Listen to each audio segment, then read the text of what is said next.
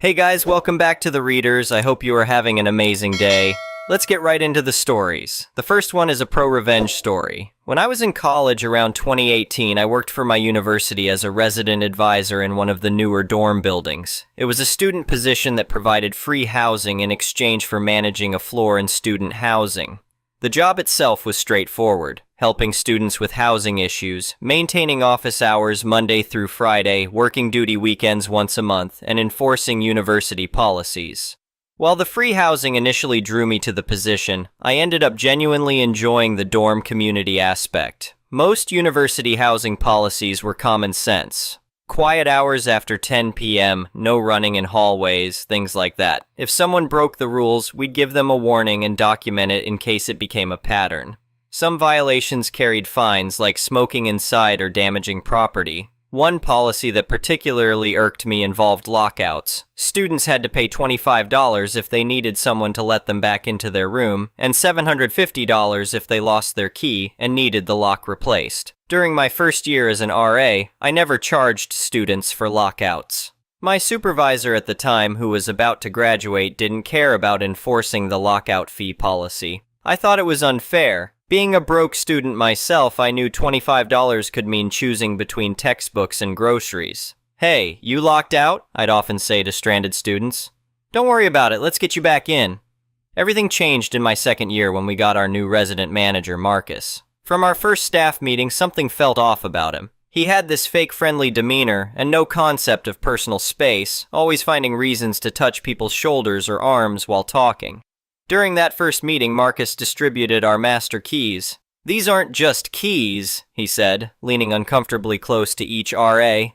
"They're your responsibility." He had 2 keys for each floor stored in a zippered binder, along with a key log containing serial numbers and RA assignments. We each got 1 key, while the second went into a duty set used by RAs working weekend shifts. The consequences for losing a master key were severe. Immediate termination, loss of housing, and a $15,000 fine to replace every lock on your floor. Marcus spent an unusual amount of time emphasizing this policy. "Remember," he said, hovering behind Sarah, one of my fellow RAs, "once these keys are in your possession, they're your problem, not mine." A few weeks into the semester, I was doing rounds with Sarah, who was usually energetic and quick to joke around. That day, though, something was clearly wrong. After some gentle prodding, she confided in me. "Marcus won't stop," she said quietly. "He keeps finding reasons to touch me, to be alone with me in the office. It's not like the casual touching he does with everyone else." I initially thought she meant his usual inappropriate behavior, but it was much worse. When I suggested reporting him, Sarah shook her head. "He's their golden boy," she said. "Besides, I told him off yesterday. I think he'll back off." She asked me to stick around whenever Marcus was present, and I agreed immediately. I checked with another female RA, Jenny, who admitted she also avoided being alone with Marcus. "Something about him just feels wrong," Jenny told me. "I can't explain it, but it makes my skin crawl." I started keeping a closer eye on things, staying late after staff meetings and lingering whenever Marcus called female RAs into his office. My interactions with him became purely professional and brief. The year continued, and I maintained my practice of not documenting lockouts. One weekend while on duty, my pager buzzed. Yes, we still use pagers in 2019. A student was locked out on another floor. As I headed there with the duty keys, I ran into Marcus. "Where are you going?" he asked, stepping into my path. "Lockout on 4th floor, I replied, trying to step around him. "You're documenting these, right?" His tone was different than usual. "Sure," I lied, continuing on my way. Monday morning, I got called into his office. Marcus sat behind his desk, looking smug. "So," he said, "about those lockouts, how many students have you let in without charging them?" I decided to be honest. "Several a month. I don't charge them because I don't agree with the policy." His face hardened. "That's theft from the university. I've reviewed your reports, not a single documented lockout. I'm referring you for disciplinary action." Nothing came of his threat, but it cemented my opinion of him as not just creepy but vindictive. A few months before the end of the year, I was again on duty with Sarah, who looked devastated. She explained that after a night of drinking with friends, she'd helped a student with a lockout early the next morning. Half asleep, she'd accidentally thrown her master key away with some trash. "I can't lose my housing," she said, fighting back tears. "I can't afford that fine." After brainstorming, we decided to try replacing the key secretly. We found a potential key blank online, though the website only showed a silhouette. "It might work," Sarah said, studying the image. "It's our only shot." Our plan was to borrow the second master key from the duty set midweek and make a copy. We'd need to stamp the correct serial number on it, which meant getting into Marcus's office to check the key log. "I'll do it," I told Sarah. "We can't risk him finding you in there." One night during my duty shift, I slipped into Marcus's office, leaving the door slightly ajar. Halfway through searching for the binder, I heard footsteps.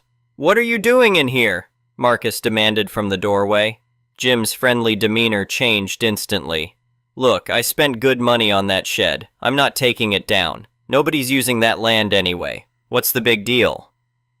"The big deal is that you built a structure on property that doesn't belong to you without permission. That's illegal. Remove it within the next 7 days, or I'll be taking legal action." My heart raced as I delivered my prepared excuse. "My laptop's dead, and I need to file an incident report." He seemed to accept this and left. I quickly found the binder, noted Sarah's key number, and filed a fake report to cover my tracks. When our key blank arrived, it matched perfectly except for one detail. It had a visible brand name stamped on it. We were devastated, but decided to make a copy anyway for emergencies. Sarah took the second master key midweek to make the copy. As we examined the keys later, we made an incredible discovery. The serial numbers matched. "He gave me his copy," Sarah said in disbelief. "Remember how he kept emphasizing we were responsible for the keys?" We waited 2 weeks, then orchestrated a test. A student pretended to be locked out while Sarah was away. When the duty RA couldn't open the door, they called Marcus, who also failed. Finally, they called Sarah back to try her key. The missing key triggered a full investigation. They searched the entire building and interviewed every RA multiple times. When Sarah produced her correct master key, suspicion shifted away from her. The floor was re-cored at significant expense. During our final staff meeting about the incident, Marcus got chewed out for failing to maintain proper key logs. "As the person responsible for these keys," our department head said, "your negligence led to this situation." Though they didn't fire him, Marcus received a substantial fine. He was transferred to another building the following year, and I later heard he was finally fired after similar incidents with another female RA. The next one is an entitled People's Story. I inherited a plot of land from my grandfather about 5 years ago. It's a decent-sized empty lot in a suburban area, about half an acre, that sits between 2 developed properties. My grandfather had bought it as an investment in the 1970s, but never built on it. I've been holding on to it while property values in the area increase, planning to either build or sell when the time is right. I live about an hour away from the plot, so I only check on it every couple of months to make sure everything's okay and to keep the grass cut. Last September, I drove out for my regular maintenance visit and couldn't believe what I saw. There was a large wooden shed, probably 12 by 16 feet, sitting right in the middle of my property. I immediately pulled out my phone and started taking pictures. The shed looked new, professionally built, with windows and everything. There was even a small gravel path leading to it from my neighbor's backyard. I was absolutely livid. I marched over to the house on the right side of my plot and knocked on the door. A man in his 40s answered. "Hi, I'm John Stevens, the owner of the empty lot next door. Did you build that shed on my property?" He gave me this condescending smile and said, "Oh yeah, that's mine. Look, that lot's been sitting empty forever. Nobody's done anything with it in years." I figured it was abandoned property, so I decided to make use of the space. I couldn't believe what I was hearing. Abandoned? I was here 2 months ago cutting the grass. There's a property marker and everything. You had no right to build anything on my land. He shrugged. "Well, it's there now. And honestly, it looks better than just an empty lot collecting weeds. I'm Jim Davidson, by the way. Why don't we work something out? I could pay you a small monthly fee to rent the space." "No," I said firmly. "I want it removed. Immediately." Jim's friendly demeanor changed instantly. "Look, I spent good money on that shed. I'm not taking it down. Nobody's using that land anyway. What's the big deal?" "The big deal is that you built a structure on property that doesn't belong to you without permission. That's illegal. Remove it within the next 7 days or I'll be taking legal action." He laughed in my face. "Good luck with that. You can't prove when it was built. For all anyone knows, that shed's been there for years. It's not worth your time or money to fight this." I pulled out my phone and showed him the photos of my empty lot from my last visit 2 months ago. Actually, I can prove exactly when it wasn't there, and I have documentation of regular maintenance visits. Remove the shed, or I'll see you in court. Jim slammed the door in my face. I immediately called my lawyer, Mark Thompson, who specializes in property law. After explaining the situation and sending him my photos, he agreed to take on the case. The next day, Mark sent Jim a certified letter demanding the shed's removal within 7 days. Jim didn't respond, so we filed a lawsuit for illegal trespassing, unauthorized construction on private property, and demanding immediate removal of the structure plus damages. What followed was one of the most frustrating experiences of my life. Jim hired his own lawyer who tried to claim adverse possession, arguing that the property had been abandoned. This was ridiculous since I had clear documentation of regular maintenance and tax payments. They also tried to argue that removing the shed would cause their client undue hardship since he had invested money in its construction. During discovery, we found out something interesting. Jim had never even pulled a permit for the shed. The township required permits for any structure over 100 square feet, and his shed was well over that limit. I contacted the township's zoning department and filed a complaint. They sent out an inspector who cited Jim for building without a permit. The court proceedings dragged on for 3 months. During a deposition, Jim finally admitted that he had built the shed just 6 months ago, knowing full well the property wasn't his. He had actually seen me maintaining the lot several times, but figured he could get away with it since I wasn't there often. His lawyer tried to negotiate a settlement where Jim would pay me rent for the shed space, but I refused. I wanted it gone. Period. Finally, the judge ruled in my favor, ordering Jim to remove the shed within 30 days and pay me $15,000 in damages, plus legal fees. But Jim wasn't done being difficult. He waited until day 29 to start dismantling the shed, and did it in the most destructive way possible, leaving debris and damage to the ground underneath. I documented everything with photos and videos. I went back to court and showed the judge how Jim had deliberately damaged my property during the removal. The judge was not amused and ordered Jim to pay an additional $5,000 for the cleanup and ground restoration. The best part? During all of this, Jim's wife had apparently been horrified by his behavior. One day she came to my house to apologize. I tried to tell him this was a stupid idea, she said. He's always pulling stunts like this, thinking rules don't apply to him. I'm so sorry for all the trouble he's caused. She then revealed that Jim had spent over $8,000 building the shed, hired a lawyer for $10,000, and now had to pay me $20,000 in damages plus his own legal fees. All because he thought he could just take what he wanted. He's been impossible to live with since this started, she continued. He's furious about losing all that money, but I told him it's his own fault. Maybe this will finally teach him a lesson about respecting other people's property. After everything was cleaned up, I installed security cameras on poles at each corner of my lot connected to a solar power system. I also put up no trespassing signs and a fence. It cost me about $5,000, but it was worth it for the peace of mind. The whole ordeal ended up being a blessing in disguise. The publicity from the case attracted the attention of a developer who had been looking for land in the area. They made me an offer that was well above market value, wanting to build a small professional office building. I sold the lot for nearly double what it had been worth before all this happened. I later heard through mutual neighbors that Jim's wife filed for divorce, citing this incident as the last straw in a pattern of poor decisions and controlling behavior. Apparently, he had done similar things before, like building a deck that encroached on another neighbor's property and refusing to remove it until threatened with legal action. The last time I drove by the old lot, construction had started on the office building. Jim's house was up for sale, part of the divorce settlement. Sometimes I wonder if he looks out his window at all the construction activity and regrets his arrogant decision to build that shed. The whole experience taught me several valuable lessons. Document everything, stand your ground when you're in the right, and never underestimate the audacity of entitled people who think rules don't apply to them. Update, 6 months later. I thought the story was over, but there have been some interesting developments I wanted to share. About 2 months ago, I received an unexpected email from Jim's ex-wife, Sarah. She wanted to let me know that my case had actually helped her win full custody of their kids in the divorce. Apparently, Jim had a history of similar behavior that she was able to document for the court. He had boundary issues with neighbors, often ignored rules and regulations, and taught their children that it was okay to take what you want if you think you can get away with it. The judge in their divorce case actually cited our shed incident as evidence of Jim's poor judgment and lack of respect for others' rights.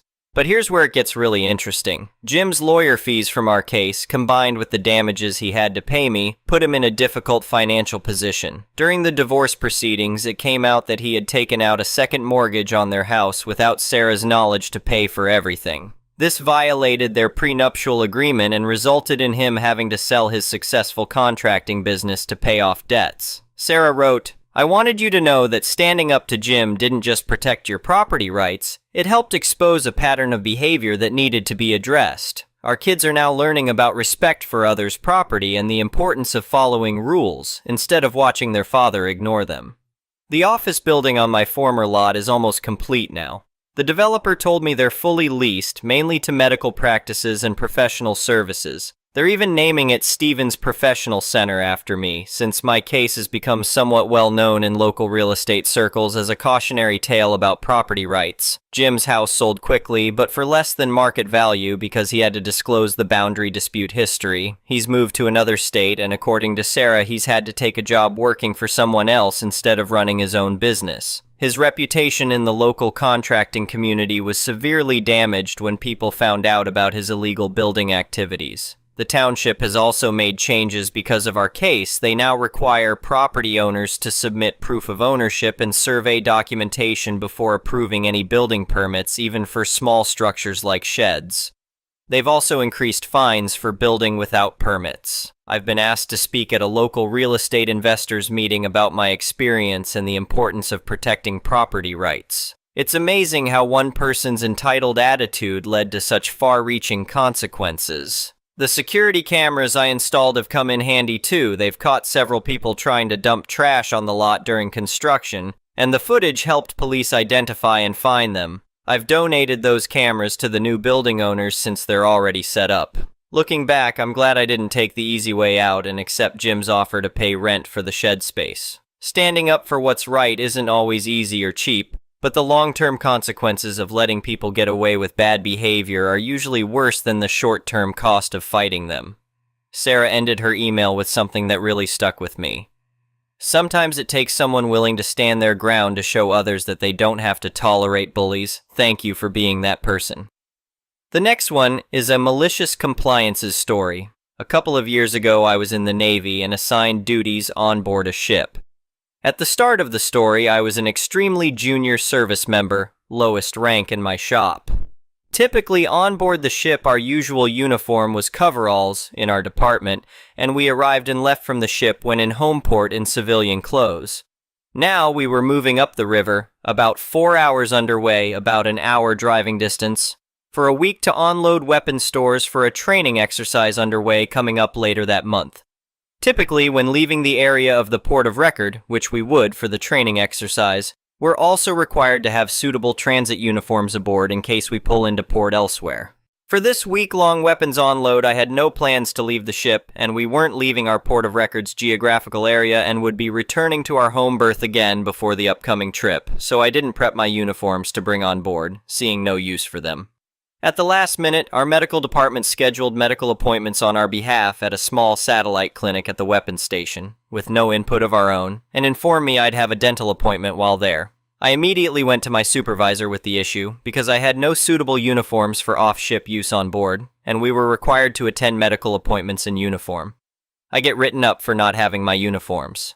Now, there is no specific policies on which types or how many uniforms are required to be on board, but there are specific policies on having sea bag inspections and what is required to be present for them, so my write-up was for not having an inspection-ready sea bag available. Copy that. Makes sense. When we get home that weekend, I move all my military uniforms aboard, bringing a full inspection-ready sea bag to the ship as required, and leaving no uniforms at home. Everything's peachy.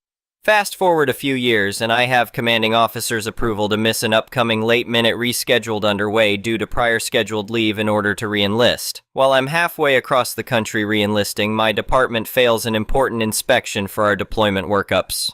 The inspectors work with the ship's command to reschedule, and they adjust the underway schedule last minute again. Now they're getting underway for a re-inspect the night before my leave ends, and the reinspection starts the day I return from leave. The inspectors will be ferried to the ship the morning of by water taxi. They ask me to curtail my leave a day early, buy new tickets, and show up to help with this reinspect. I inform them that I would prefer not to dole out thousands of dollars of my own money for last-minute changes to travel arrangements because of their failure, but understand if ordered I can financially do so. Since my leave was approved by the CO to miss an underway, I'd like verbiage from the CO that my leave has been rescinded, recalling me. And if I receive such, it'll make me question my dedication to re-enlisting in a Navy that doesn't care about my financial well-being, meaning I'll leave the 6 months earlier than they expected when I get out of the Navy instead of re-enlist, and won't return with signed re-enlistment papers. They balked, of course, and had me report the day my leave was originally planned to end. They decided I'd catch a ride with the water taxi and all the senior officer inspectors for the hour trip to meet the ship. Sounded interesting? The Stinger? I asked them what I should wear for the water taxi ride, as all my uniforms were on the ship. They freaked out and asked why all my uniforms were on the ship, naturally. I explained I was ordered to do so by my supervisor and received a counseling chit for not having left all my uniforms on the ship previously. My options? Some recently cleaned coveralls. I'd take them home for laundry, ensuring I kept 2 pairs on the ship as required for sea bag rules from before my leave, or my civilian clothes. Why? Because that's what I was told to do the last time a shipboard uniform use issue came up. So yeah, there I was, a junior E5 in civilian clothes on board a chartered water taxi with a bunch of 04, 05, 06s in their uniforms at 5 in the morning, on the way to redo a previously failed inspection. The next one is an entitled People's Story. First post, but I had to share somewhere. The youngest of my dad's sisters, now in her 50s or 60s, though due to drug use she looks considerably older, has always been a spoiled brat that thought she should be given everything she wants, was not told no by my grandmother as a child, and always threatened with lawyers when she doesn't get her way. She, like my grandmother, has a history of mental illness, and it is a highlight in her court file that she cannot tell the difference between reality and the fantasy in her head, and has had multiple involuntary holds at a psych facility. I will have to post later about the other rounds of insanity from her, including wanting to surpass my grandmother's wills and get everything herself, or cause it to drag on so those with a lower share got nothing. But this is a much more current story. For the last 6 years, Aunt has been living with a friend of hers, with friend being Aunt's caretaker until her death, under the guise that they would be given my grandmother's house and property upon her death so they could then live on the larger property. Aunt has never held a job long term. She currently is on state aid for a permanent disability. There was never any signed agreement, there was never any rent. She occasionally paid a power bill and paid for groceries, but at that point she had at least 5 evictions on her record after her divorce, and my grandmother refused to let her live at her place. She was allowed to stay in the 5th wheel only, but the skylight broke in the bathroom, flooding it and causing mold issues in 2015. That never panned out as she didn't want to buy out everyone else. However, she walked away with a lot of funds as her, the other surviving sister, and crazy aunt's surviving child, raised by grandparents, split almost of the bank and investment accounts prior to probate. Her friend passed away while Aunt and I were battling in court over grandmother's probate, and Aunt claiming I stole from her. Now a year later, and almost a year out from the nightmare of the probate, I was looking at the court records, and Aunt, who has not paid rent, has filed a claim against her friend's probate trying to demand partial ownership of the home where she is living. Coincidentally, there is also a filing to have her evicted from the property as well. I am thankful to be watching with popcorn from the sidelines this time because I am still scarred from dealing with her during the probate, though she screwed herself, to be honest. Thank you for watching. I would really appreciate it if you could like the video and subscribe to our channel if you haven't already. We'll see you again tomorrow.